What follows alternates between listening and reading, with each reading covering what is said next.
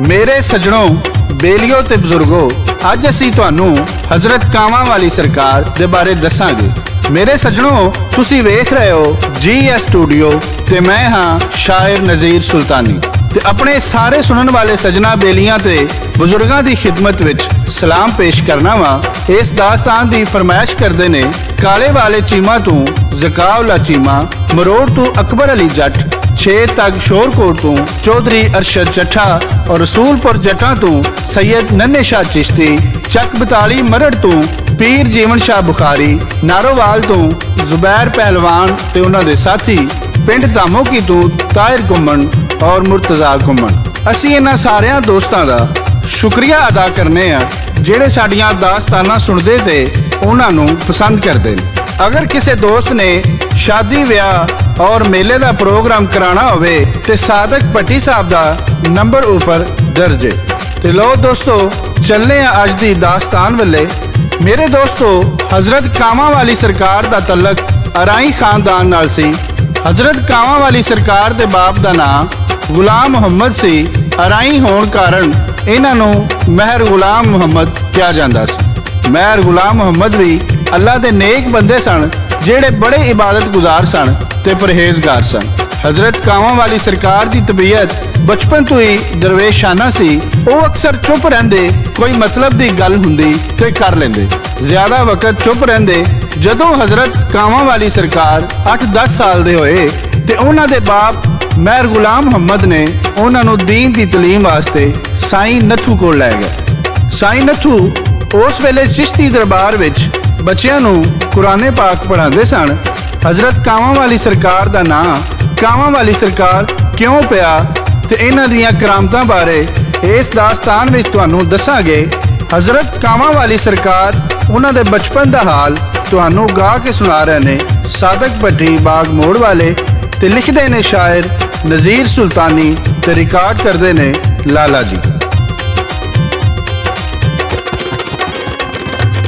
ओ विच गुजरात दे पैदा होए करम लाही नासी, जिन्ने नू जम्मिया यारो करमा वाली मासी, करमा वाली मासी।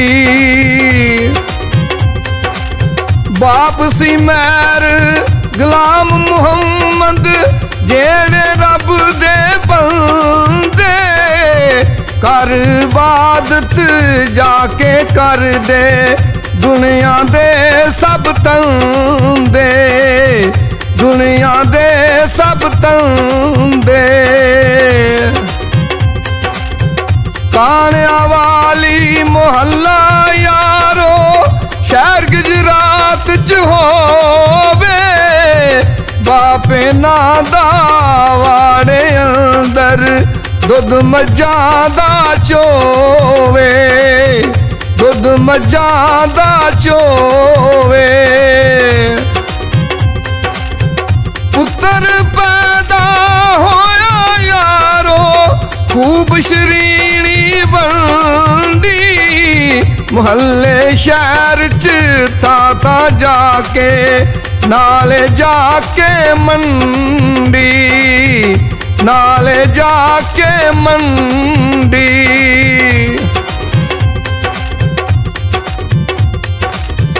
करम लाही नाम से रखिया पुत्र बहुत प्यारा, कर मेरा दे देन मुबारक आया आलम सारा, आया आलम सारा।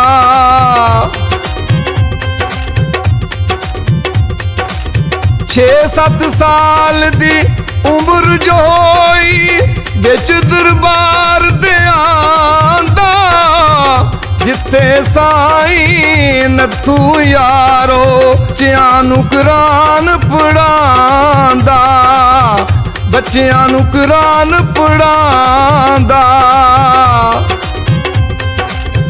बचपन दे विच चुप रहिंदे सन बच्चे, शोर मचांदे पारों पढ़ के सबक अपना सिद्धे घर नूं आंदे, सिद्धे घर नूं आंदे। ना बहुतियां गल्लां करदे रहिंदे ओ शर्मांदे, आई जवानी बाप जो मरिया खेतां नूं ओ जांदे, खेतां नूं ओ जांदे। मेरे सजणों, दीनी तलीम विच ਉਹਨਾਂ ਨੂੰ ਕੋਈ ਵੱਡੀ ਕਾਮਯਾਬੀ ਨਾ ਹੋਈ। ਜਦੋਂ ਜਵਾਨ ਹੋਏ ਤੇ ਬਾਪ ਦਾ ਇੰਤਕਾਲ ਹੋ ਗਿਆ। ਉਹਨਾਂ ਦੇ ਵੱਡੇ ਭਾਈ ਖੇਤੀ ਕਰਦੇ ਸਨ। ਮਾਂ ਦੇ ਹੁਕਮ ਤੇ ਉਹ ਵੀ ਜਾ ਕੇ ਆਪਣੀਆਂ ਜ਼ਮੀਨਾਂ ਤੇ ਖੇਤੀ ਕਰਨ ਲੱਗ ਪਏ। ਪਰ ਉਹਨਾਂ ਦੇ ਅੰਦਰ ਮਜਜ਼ੂਬੀਅਤ ਠਾਠਾ ਮਾਰਦੀ ਸੀ। ਮਨ ਹੋਇਆ ਪਈ ਕੋਈ ਕਾਮਲ ਮੁਰਸ਼ਦ ਦਾ ਲੜ ਫੜਿਆ ਜਾਏ। ਉਹਨਾਂ ਨੇ ਆਪਣੀ ਮਾਂ ਦੇ ਹੁਕਮ ਨਾਲ ਗੁਜਰਾਤ ਤੋਂ 6 ਕੋਸ ਦੂਰ ਜਾ ਕੇ ਪਿੰਡ ਚੰਡਾਲਾ ਜਾ ਕੇ ਪੀਰ ਇਮਾਮ ਸ਼ਾਹ ਦਾ ਲੜ ਫੜਿਆ ਤੇ ਉਹਨਾਂ ਦੇ ਮੁਰੀਦ ਹੋ ਗਏ। ਹਜ਼ਰਤ ਕਾਵਾਂ ਵਾਲੀ ਸਰਕਾਰ ਨੇ ਮੁਰਸ਼ਦ ਦੀ ਖਿਦਮਤ ਵਿੱਚ ਪਤਾਸੇ ਪੇਸ਼ ਕੀਤੇ, ਜਿਨ੍ਹਾਂ ਵਿੱਚੋਂ ਇੱਕ ਪਤਾਸਾ ਚੁੱਕ ਕੇ ਖਾਧਾ ਤੇ ਅੱਧਾ ਕਰਮ ਅਲਾਈ ਦੇ ਮੂੰਹ ਨਾਲ ਲਾ ਦਿੱਤਾ। ਕਰਮ ਅਲਾਈ ਨੇ ਉਹ ਅੱਧਾ ਪਤਾਸਾ ਖਾ ਲਿਆ। ਹਜ਼ਰਤ ਕਾਵਾਂ ਵਾਲੀ ਸਰਕਾਰ ਆਪਣੀਆਂ ਖੇਤਾਂ ਦਾ ਕੰਮ ਮੁਕਾ ਕੇ 6 ਕੋਸ ਦਾ ਸਫ਼ਰ ਕਰਕੇ ਮੁਰਸ਼ਦ ਦੀ ਖਿਦਮਤ ਵਿੱਚ ਹਾਜ਼ਰ ਹੋ ਜਾਂਦੇ। ਇਹ ਸਿਲਸਿਲਾ 12 ਸਾਲ ਤੱਕ ਚੱਲਦਾ ਰਿਹਾ। ਸਰਦੀ ਗਰਮੀ ਧੁੱਪ ਛਾਂ ਦੀ ਪਰਵਾਹ ਨਾ ਕਰਦੇ ਆਪਣੇ ਹਰ ਰਾਤ ਮੁਰਸ਼ਦ ਦੀ ਖਿਦਮਤ ਵਿੱਚ ਹਾਜ਼ਰ ਹੁੰਦੇ ਤੇ ਉਹਨਾਂ ਦੇ ਹੁਕਮ ਦੇ ਮੁਤਾਬਕ ਅੱਲਾ ਦੀ ਇਬਾਦਤ ਵਿੱਚ ਰਾਤ ਗੁਜ਼ਾਰ ਦਿੰਦੇ ਤੇ ਸਵੇਰੇ ਫਿਰ ਆ ਕੇ ਖੇਤੀਬਾੜੀ ਕਰਦੇ। ਸਾਦਕ ਭੱਟੀ ਪੇਸ਼ ਕਰਦਾ ਹੈ ਤੇ ਸ਼ਾਇਰ ਨਜ਼ੀਰ ਸੁਲਤਾਨੀ ਲਿਖਦੇ ਨੇ, ਸ਼ਾਮਾਮ ਦਾ ਪੱਲਾ ਫੜਿਆ ਪਿੰਡ ਚੰਡੇ ਲੈ ਜਾ ਕੇ, ਕੀਤੀ ਯਾਰ ਮਰੀਦੀ ਉਤੇ ਅੱਧਾ ਪਤਾਸਾ ਖਾ ਕੇ, ਅੱਧਾ ਪਤਾਸਾ ਖਾ ਕੇ। ਧੁੱਪ ਨਾ ਵੇਖੀ ਛਾਂ ਨਾ ਵੇਖੀ 12 ਸਾਲ ਗੁਜ਼ਾਰੇ, ਜਾ ਕੇ ਮੁਰਸ਼ਦ ਕੋਲ ਉਹਨਾਂ ਨੇ ਹੱਕ ਦੇ ਨਾਰੇ ਮਾਰੇ, ਹੱਕ ਦੇ ਨਾਰੇ ਮਾਰੇ।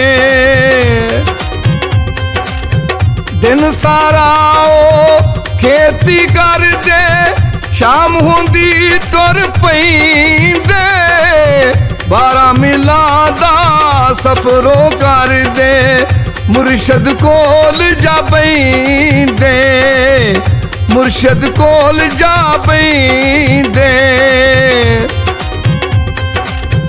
ਅੱਲਾਹੂ ਦਾ ਵਿਰਦ ਪਕਾਂਦੇ ਮੁਰਸ਼ਦ ਹੋਇਆ ਰਾਜ਼ੀ, ਆਖਣ ਲੱਗੇ ਕਰਮ ਲਾਈ ਜਿੱਤ ਲਈ ਤੂੰ ਬਾਜ਼ੀ, ਜਿੱਤ ਲਈ ਤੂੰ ਬਾਜ਼ੀ।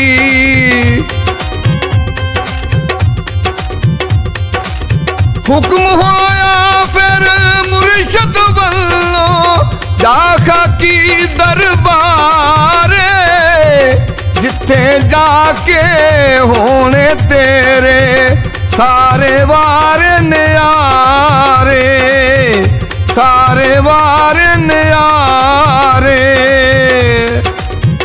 ਤੁਰ ਪਿਆ ਉਹ ਗੁਜਰਾਤ ਤੋਂ ਯਾਰੋ ਵੱਲ ਕਸ਼ਮੀਰ ਦੇ ਜਾਂਦਾ, ਰਾਹ ਦੇ ਵਿੱਚ ਹੂ ਕਰਦਾ ਜਾਂਦਾ ਬਿਰਦ ਪਕਾਂਦਾ, ਜਾਂਦਾ ਬਿਰਦ ਪਕਾਂਦਾ।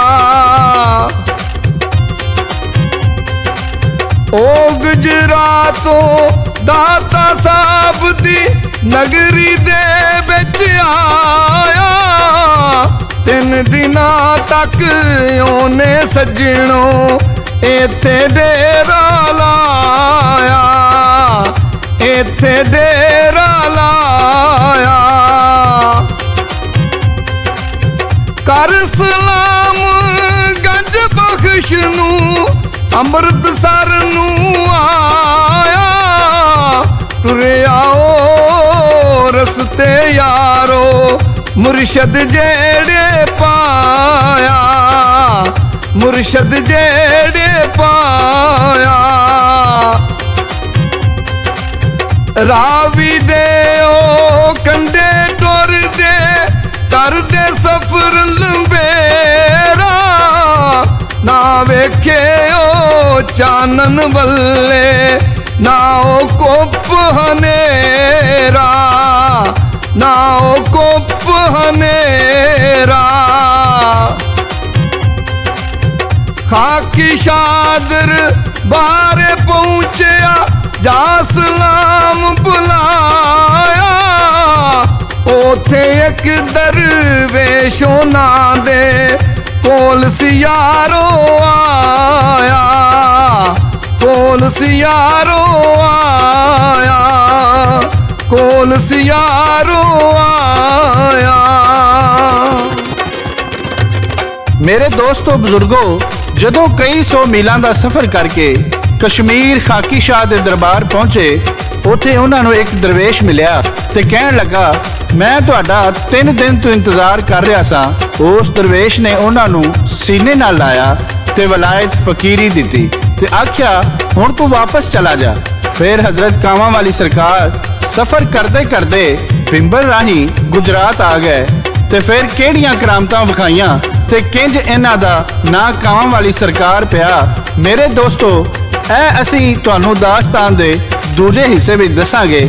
ਇਹਦੇ ਨਾਲ ਹੀ GS ਸਟੂਡੀਓ ਵੱਲੋਂ ਸ਼ਾਇਰ ਨਜ਼ੀਰ ਸੁਲਤਾਨੀ, ਲਾਲਾ ਜੀ ਤੇ ਸਾਦਕ ਭੱਟੀ ਨੂੰ ਇਜਾਜ਼ਤ ਦਿਓ। ਅਸੀਂ ਫਿਰ ਕਿਸੇ ਨਵੀਂ ਦਾਸਤਾਨ ਨਾਲ ਦੁਬਾਰਾ ਹਾਜ਼ਰ ਹੋਵਾਂਗੇ। ਉਦੋਂ ਤੱਕ ਅੱਲਾ ਬੇਲੀ, ਅੱਲਾ ਬੇਲੀ, ਅੱਲਾ ਬੇਲੀ।